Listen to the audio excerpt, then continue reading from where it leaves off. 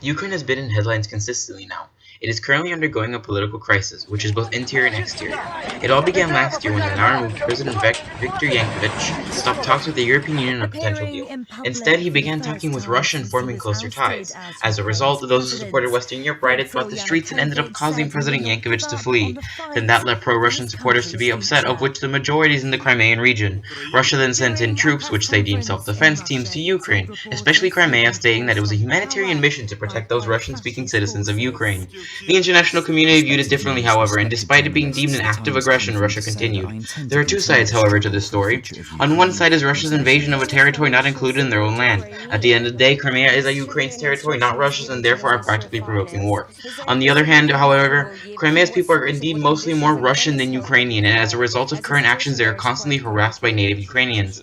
They believe what Russia is doing is ensuring their safety from what they see as a government limiting their rights. This is why this issue has sparked so much debate and When and under conversation what over it. There's good conditions, reason to I'm both coming to sides. facts. And However, what and regardless of why. the situation, most of the world is Like on what Ukraine's side, numbers in will that the Russia has no military right to force be in their country used and in must leave. Ukraine, The and how European does Union it has match offered the $15 international billion, agreements or 11 billion euros, to aggression? Ukraine to aid And them in reforming their economic and the political military sector. criticizing However, Turkey. Russia also previously granted this amount to Ukraine when the old President Yankovych was in good stance with the country.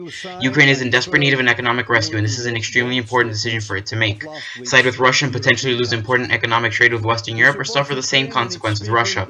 Either way, this is a major problem for both the European economy and Russia economy. Ukraine is the channel between Europe's economy and Russia's, and as a result, both economies could be negatively affected if drastic measures are taken in response to Ukraine's decision.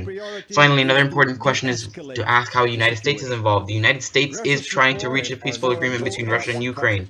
American diplomats have met with diplomats of various countries involved, one from Russia, one from Ukraine, and others from different European countries to find a solution to this issue. All countries have agreed it is better to arrange things diplomatically rather than through the use of force. However, it has been mentioned several times that a solution will be difficult to come to.